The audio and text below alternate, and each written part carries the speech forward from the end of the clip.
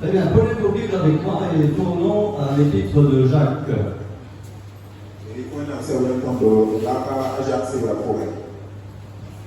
Et nous continuons notre étude de Jacques, le demi-frère du Seigneur Jésus. Et la fois passée, nous avons étudié la question de la sagesse. Si quelqu'un manque de sagesse, demandez à Dieu, il donne littéralement à tous. Et ça conclut l'étude du chapitre 3. Et maintenant nous arrivons au chapitre 4. Et nous lisons, nous allons lire les 10 premiers versets du chapitre 4.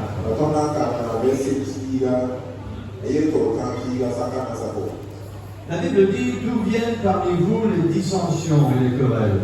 N'est-ce pas de vos passions qui combattent dans vos membres? Vous convoitez et vous n'obtenez pas. Vous êtes meurtriers et jaloux et vous ne pouvez être satisfaits. Vous luttez et vous faites la guerre et vous n'obtenez pas parce que vous ne demandez pas. Vous demandez et vous ne recevez point parce que vous demandez mal et dans la vue de satisfaire à vos plaisirs.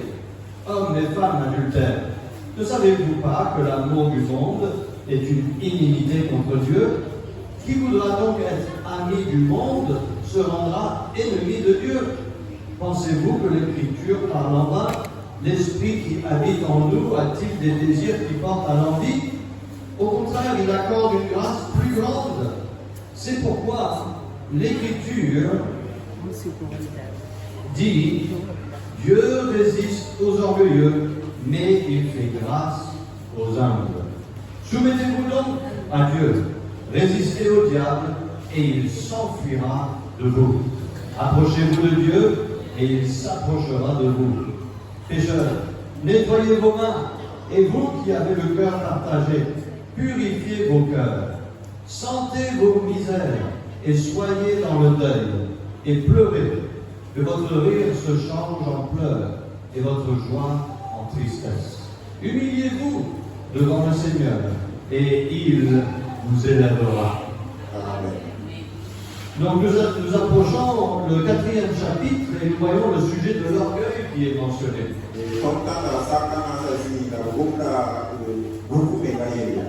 Après avoir développé le sujet de la sagesse diabolique,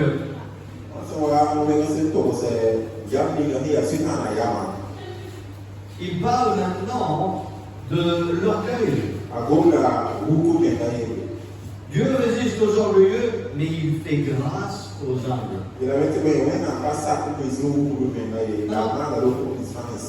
Tout le monde veut la grâce de Dieu. Mais la grâce est impossible. La grâce de Dieu est impossible sur nous si nous sommes dans l'orgueil.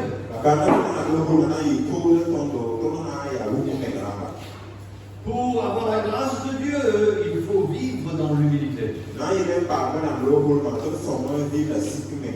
Cette référence provient de Proverbes, chapitre 3, verset 34.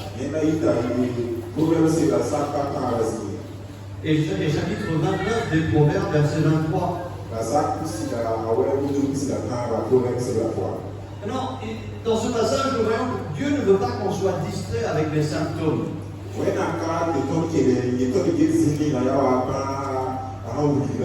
nous amène à la racine du problème, et quand on règle la racine du problème, tout le reste de la plante sera guéri.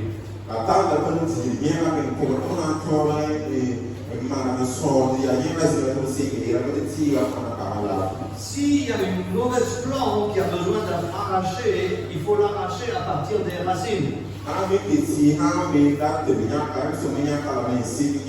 Sinon, ça va repousser. Et donc, regardons à la racine afin de l'arracher. Le verset 1 nous dit, d'où viennent parmi vous les dissensions et les querelles?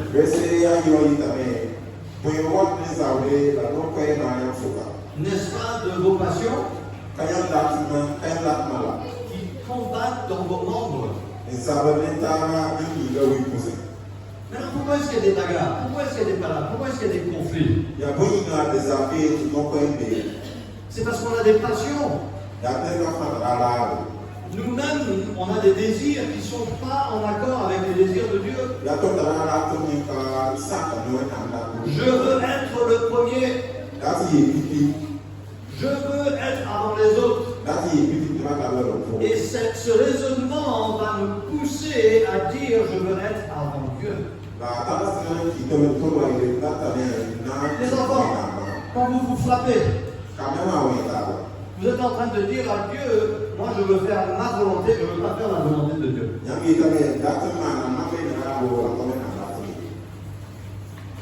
C'est ça? Moi je fais ce que je veux. Quand on vole, quand on dit un mensonge, quand on frappe, quand on triche, on dit à Dieu, ton programme ne m'intéresse pas, moi j'ai mon propre programme. C'est l'orgueil. La racine de l'orgueil est en chacun de nous, même le tout plus petit des mignons des enfants. Il y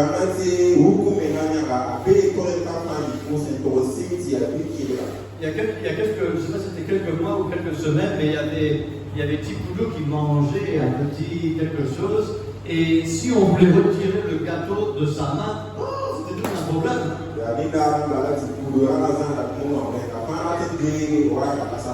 Et quand on essayait de retirer, elle commençait à crier.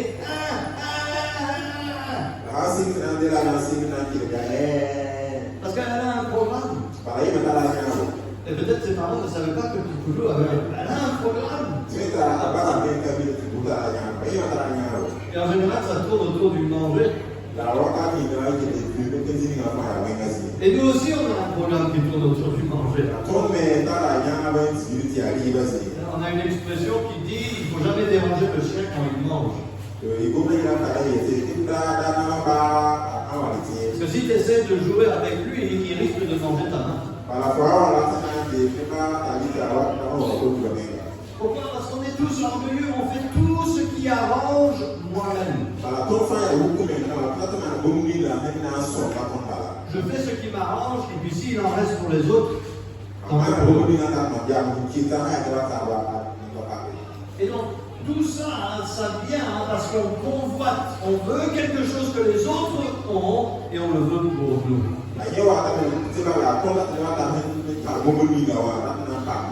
C'est ça qui mène au meurtre. Il y a la jalousie. On n'est pas satisfait parce qu'on n'est pas content avec ce que Dieu a fait pour nous, on veut plus.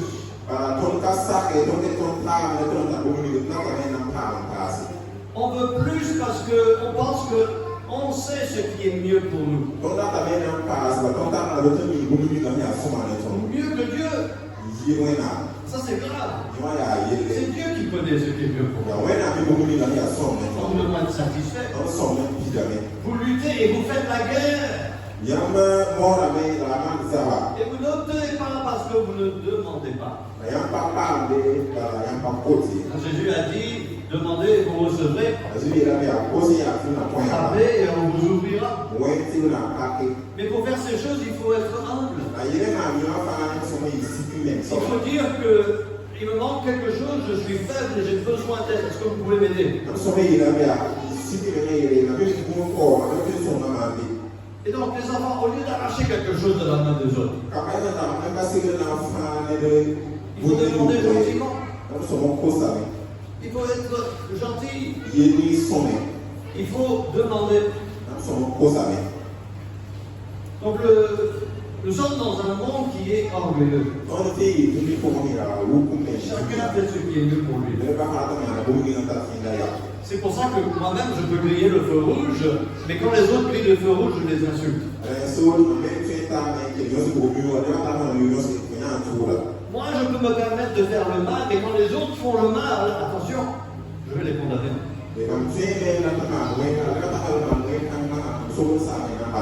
Ça c'est l'orgueil. Chacun on fait ce qui est mieux pour soi. Quand on fait une erreur, on veut que tout le monde nous pardonne et nous comprenne. Mais quand les autres font une erreur, ouais, on va lire toute la lettre de la loi pour les dire combien ils doivent être condamnés.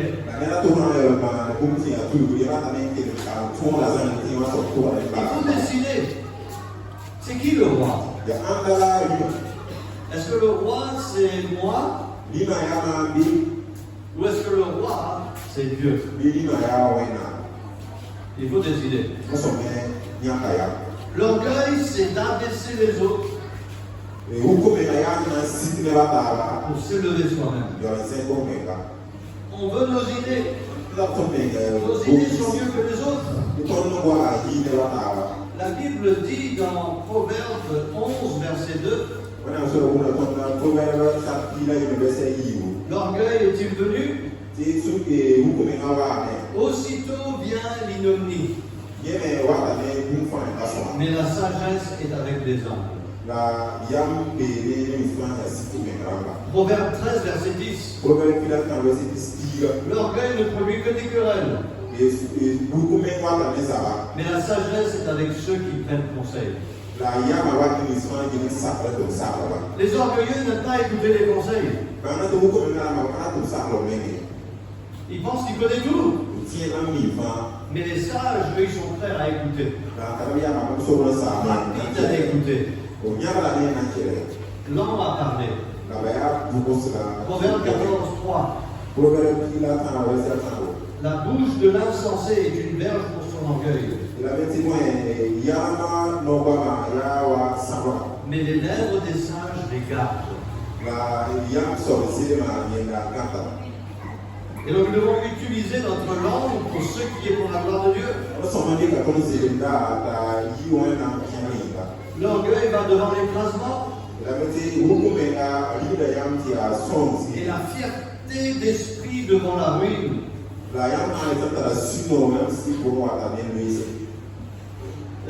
Tous les problèmes dans la vie peuvent être retracés à la racine de l'orgueil.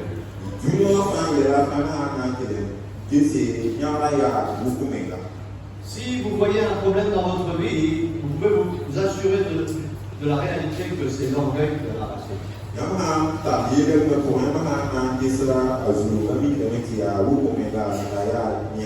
C'est l'orgueil qui nous empêche de nous soumettre à Dieu. Non, Dieu, c'est vrai, a des bonnes idées, mais nous aussi, on faut faire les choses comme ceci et cela. Et si on reconnaît que Dieu seul est le sage, et nous sommes faibles, nous avons besoin de lui,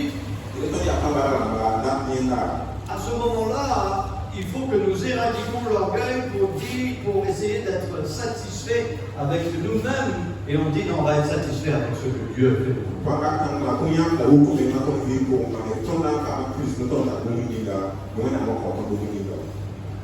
Ok, donc la Bible dit Dieu résiste aux orgueilleux.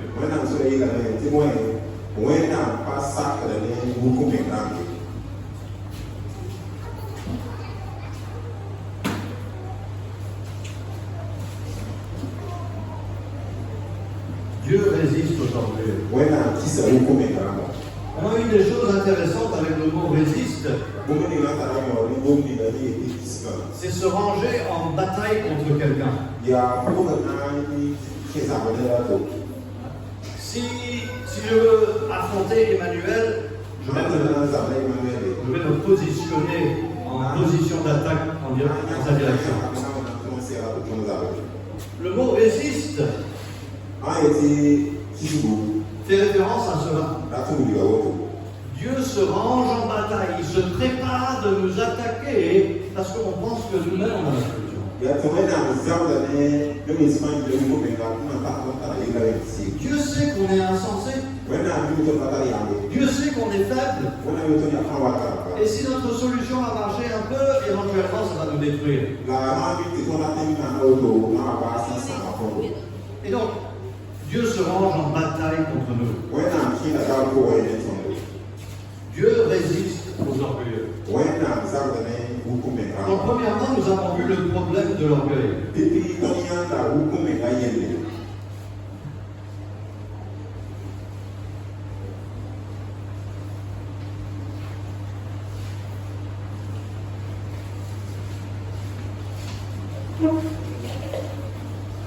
Vous ne demandez pas parce que vous demandez mal parce que vous voulez satisfaire votre chair. Vous ne voulez pas faire pour la gloire de Dieu.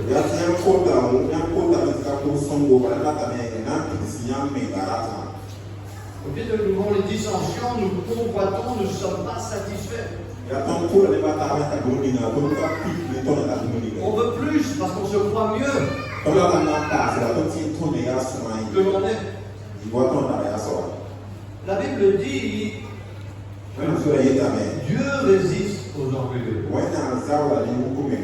Ça veut dire, si nous sommes orgueilleux, Dieu va se ranger en bataille contre nous.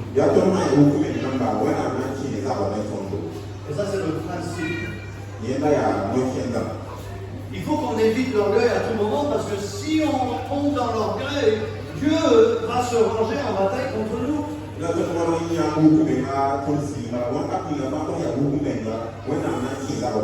moi, je ne veux pas que Dieu combatte contre moi, je veux que Dieu combatte pour moi. Et pour ce faire, il faut être humble.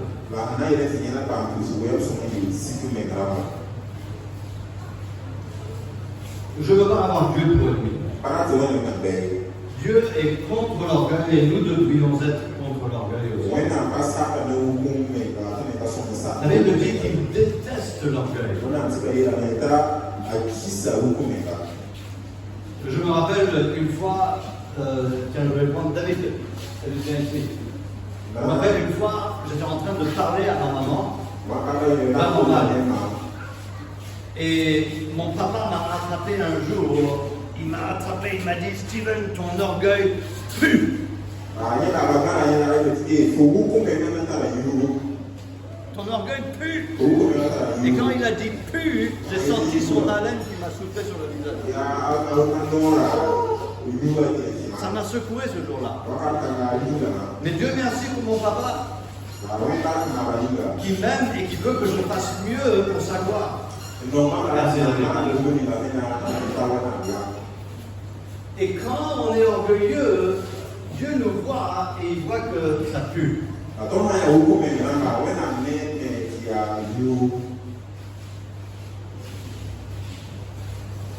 Donc Dieu se range en bataille contre les orgueilleux. Si on veut marcher avec Dieu,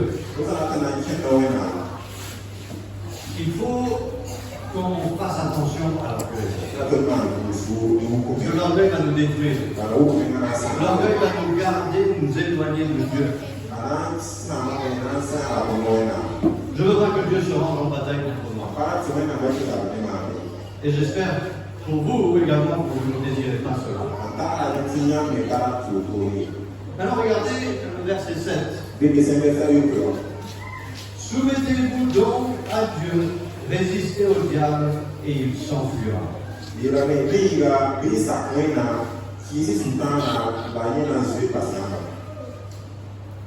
Et cela nous mène au profit de l'humilité.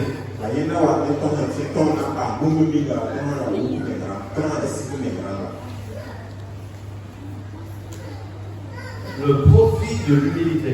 Tout le monde veut que Dieu ne soit pas rangé en bataille contre lui, mais qu'il soit rangé en bataille avec nous pour nous aider. Les enfants, asseyez-vous. Tous les enfants, écoutez, vous bougez trop. Vous bougez trop. Vous courez ici, vous courez là, vous allez derrière, vous allez devant, vous êtes passé 10 fois ici. Ça, c'est un problème. On est en train d'enseigner la parole de Dieu. Ce n'est pas le moment de bouger.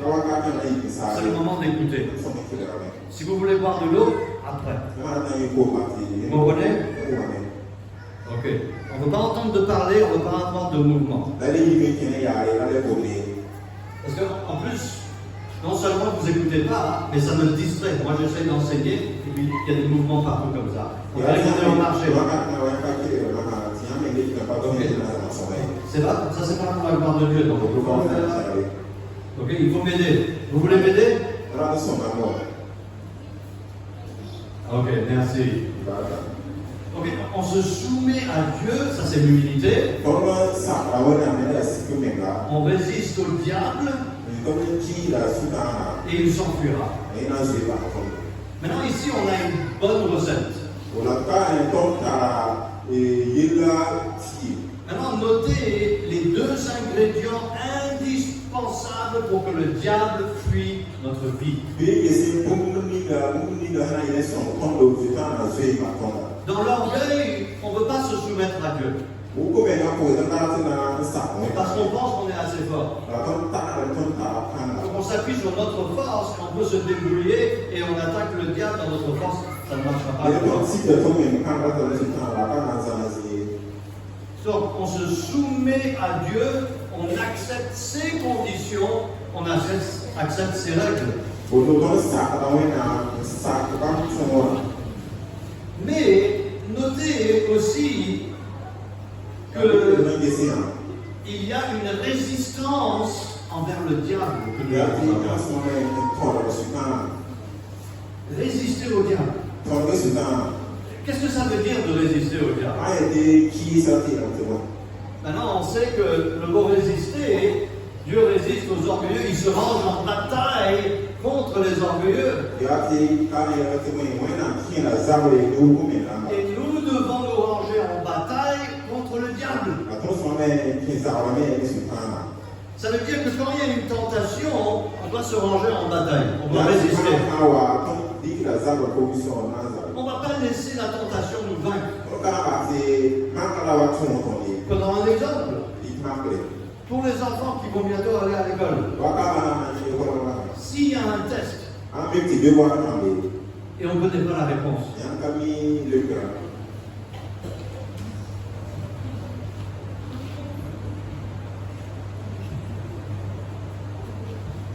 ah, maintenant je me rappelle de la réponse.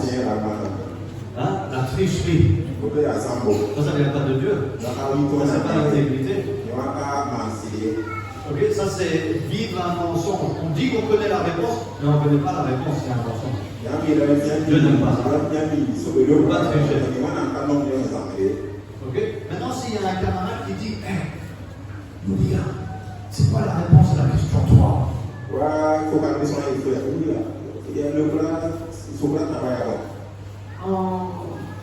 Bon, c'est mieux de ne pas tricher. Et tu dis, je ne vais pas te donner la réponse. Il faut mieux étudier prochainement. Okay. On ne veut pas de problème. On se range en bataille. On ne va pas céder à la tentation. Et puis qu'est-ce qui va se passer prochainement? Ces amis-là ne vont plus nous demander l'aide. Parce qu'ils connaissent notre position. Ils savent que nous, on est avec Dieu. Et on va faire ce qui est intègre. S'il y a une tentation de voler, s'il y a une tentation de mentir, je me rappelle quand j'étais à l'école, la maîtresse écrivait au tableau et puis tout le monde parlait dans son dos. Et puis elle s'est retournée et elle a dit, qui a parlé? Et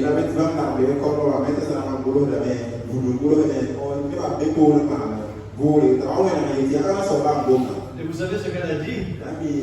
Ou ce que les jeunes ont dit? C'est pas moi, c'est pas moi, c'est pas moi, c'est pas moi, c'est pas moi. Tout le monde a dit que c'était pas lui.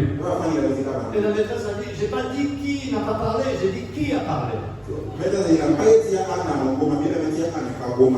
Et quand on a parlé, on essaye de mentir, défendre parce qu'on se sent accusé et on ne veut pas être accusé.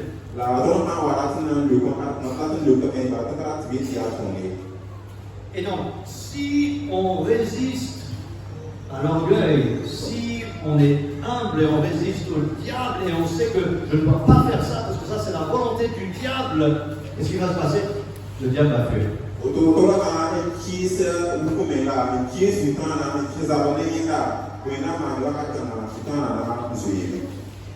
C'est un peu comme les amis. Il y a des mauvais amis. Il y a des amis qui vont dire Emmanuel, viens, on va taper un petit. Et puis toi tu dis non, je ne pense pas que Dieu serait content avec ça. Et moi je veux que Dieu soit content avec moi. Amen. Amen. Mais tu sais ce qui va se passer avec le temps, tes amis vont plus te demander de frapper les petits. Parce que tu as résisté. Tu t'es rangé en bataille et tu as dit non, je ne vais pas faire le mal. Et quand on résiste au diable, on accepte la volonté de Dieu. On se repose sur Dieu. Et on se dit, on se met d'accord avec Dieu, ça c'est le problème. Je ne vais pas mentir, je ne vais pas frapper, je ne vais pas tricher. Vous allez voir, les tentations vont diminuer. Elles ne vont pas disparaître totalement. Mais la vie chrétienne sera plus facile.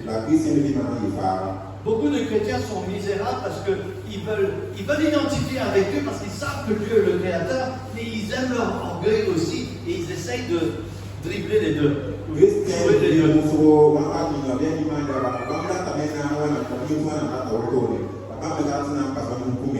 c'est pas possible. Matthieu 11, verset 29 nous dit que le Seigneur Jésus est doux et humble de cœur. Le plus nous passons de temps dans la parole de Dieu, le plus nous allons ressembler à Jésus. Et le Seigneur Jésus nous invite à résister au diable. Mais pour pouvoir résister au diable, il faut qu'on se soumette à Dieu. On ne peut pas résister au diable dans notre propre force. Et donc, la recette, se soumettre à Dieu, résister au diable. C'est simple, n'est-ce pas? Je me soumets à Dieu, j'accepte le plan de Dieu pour ma vie qui est bien détaillé dans sa parole. Et je me range en bataille contre les choses du diable. Il fuira. Nous avons tous l'orgueil à l'intérieur de nous. Et nous devons le soumettre. À chaque fois qu'il veut monter sa tête, il faut qu'on puisse l'enlever, le décapiter, le déraciner. Alors il va revenir. C'est comme les mauvais amis, ils vont toujours revisiter pour nous donner un bonjour. C'est votre bonjour. Je suis là. On a des amis comme ça. Vous avez des amis comme ça? Ils viennent, ils vous saluent juste pour vous rappeler qu'ils sont prêts à nous fatiguer.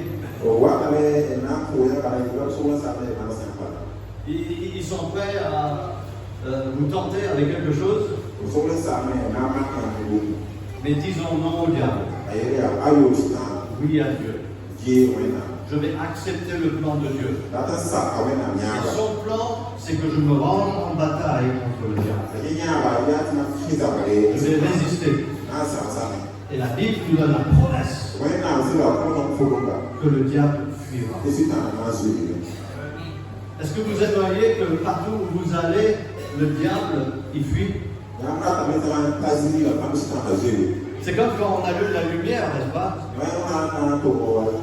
S'il y a des cafards, tu allumes la lumière, les cafards fuient. Parce que la lumière qui brille fatigue les cafards ils n'aiment pas la lumière. Ils n'aiment pas ça. Le diable n'aime pas la lumière de Christ. Et si on est rempli de la lumière de Christ, le diable il fuit comme un cafard. Et donc, soumettons-nous à Dieu. Il faut qu'on soit en harmonie le plus possible avec Dieu. Et lorsqu'on est en harmonie le plus possible avec Dieu, on va pouvoir résister au diable, identifier comment le diable attaque, résister, nous ranger en bataille, et puis il va fuir.